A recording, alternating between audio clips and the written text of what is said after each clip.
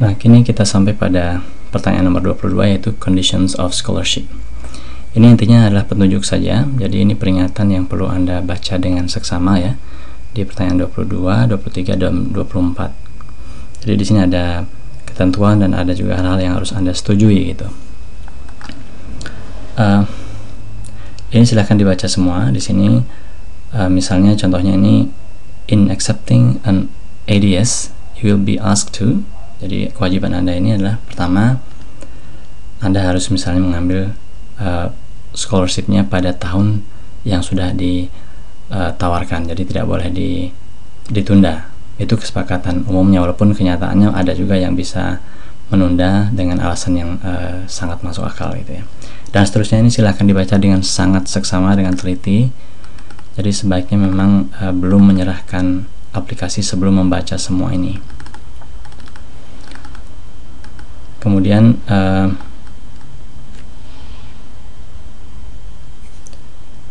ini adalah apa yang akan disediakan oleh AusAid kalau saja Anda sudah memenuhi syarat gitu ya. Misalnya ini adalah pre-course English atau disebut dengan pre-departure training, itulah tugas tanggung jawab AusAid. Dia juga akan memberikan gaji kepada Anda setiap bulan selama di Indonesia, selama mengikuti kursus itu. Jadi kursus itu bisa 6 minggu, 8 minggu, 2 bulan, tidak ada yang 2 bulan, 3 bulan, 6 bulan, dan 9 bulan. Jadi selama itu mereka akan tanggung biayanya, jadi diberikan gaji setiap bulan. Kalau tidak salah 2,5 jutaan gitu sekarang. Dan seterusnya, ini adalah kewajibannya AusAid ini yang akan diberikan kepada Anda. Kemudian, sementara kewajiban universitas di Australia adalah, pertama, menyediakan petunjuk dan fasilitas yang diperlukan untuk belajar, kemudian support akademik, dan mereka akan menyambut dan menjemput Anda di bandara. Itulah tanggung jawabnya universitas. Jadi bukan tanggung jawabnya AusAid ini ketika nanti Anda tiba di Australia untuk menjemput gitu misalnya.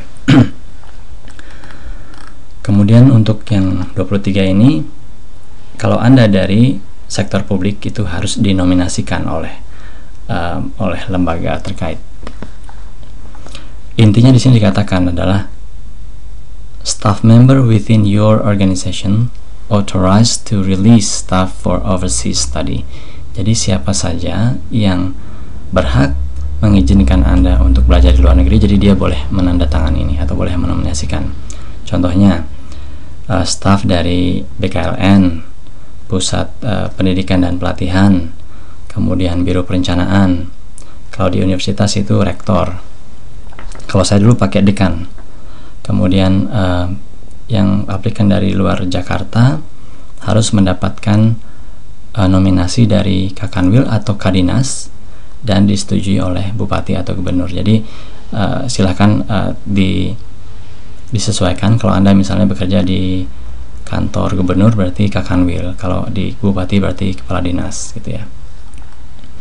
Kemudian ingatkan atau pastikan mereka yang menandatangani itu memahami bahwa mereka itu menyetujui, pertama, untuk membebaskan Anda dari tugas-tugas ketika nanti mengikuti kursus bahasa Inggris misalnya, kemudian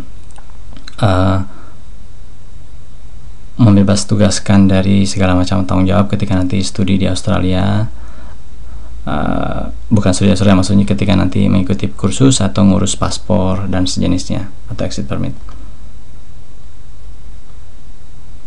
Dan seterusnya sih. Jadi intinya mereka harus menyadari bahwa Anda akan menjalankan satu kewajiban sehingga mungkin akan meninggalkan tugas di kantor, intinya seperti itu. Kemudian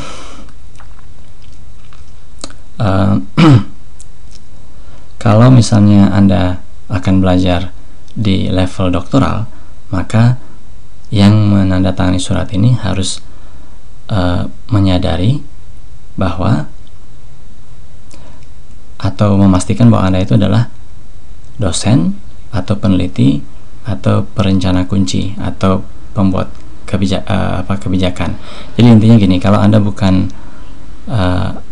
dari universitas gitu ya, tidak semua kandidat itu bisa melamar doktor gitu. Kalau Anda staf biasa di sebuah kantor kabupaten misalnya, itu tidak berhak melamar doktor. Jadi hanya mereka yang peneliti atau perencana kunci atau pembuat kebijakan saja yang bisa melamar doktor. Dan memastikan bahwa ini tujuannya memastikan bahwa level studi yang anda tempuh itu sesuai dengan tanggung jawab yang akan diberikan kepada Anda di masa depan. Nah, sini baru ditulis bahwa informasi nama kementeriannya atau nama kantornya, kemudian nama Anda di sini, posisi Anda apa, kemudian level Anda apa, ini diisi oleh yang menandatangani ya. Kemudian seberapa lama mereka atau beliau mengenal Anda dan kapasitasnya apa, terus juga berhak membuat komentar nanti untuk memudahkan ADS dalam menilai Anda. Nah ini tanda tangannya, jadi namanya dia siapa, posisinya apa, email apa, mobile, tanggalnya, dan tanda tangan serta cap.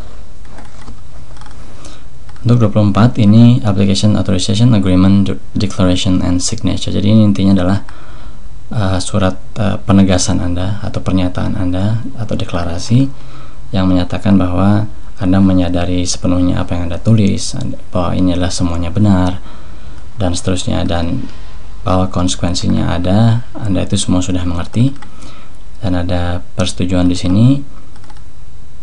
Anda kemudian sampaikan bahwa Anda sadar bahwa jika Anda menyampaikan informasi yang salah, maka Anda bisa dituntut sesuai dengan Criminal Code Act 1995 di Australia. Jadi saya ingatkan sekali lagi, jangan menyampaikan informasi yang salah. Jadi semuanya harus benar. Sehingga kemudian Anda bisa tulis nama di sini, tanda tangan, dan tanggalnya. Nah, untuk yang soal nomor 25 ini, Anda tidak perlu mengisi karena ini akan diisi oleh Kementerian Sekretaris Negara, hanya untuk mereka yang sudah diterima, yang terpilih nanti. Jadi Anda tidak perlu perhatikan ini. Terima kasih teman-teman semua telah menyaksikan video saya secara lengkap dari awal sampai akhir. Seperti yang saya sampaikan sebelumnya, video ini merupakan pengalaman saya pribadi, jadi sangat subjektif, dan saya tidak pernah mengatakan bahwa dengan mengikuti video ini Anda pasti diterima ADS, jadi mohon itu diingat baik-baik. Tapi saya yakin dengan usaha yang keras, peluang ada untuk Anda semua. Demikian, saya doakan semua teman-teman dapat mengerjakan formulir ini dengan baik dan akhirnya diterima untuk ADS 2013-2014. Terima kasih.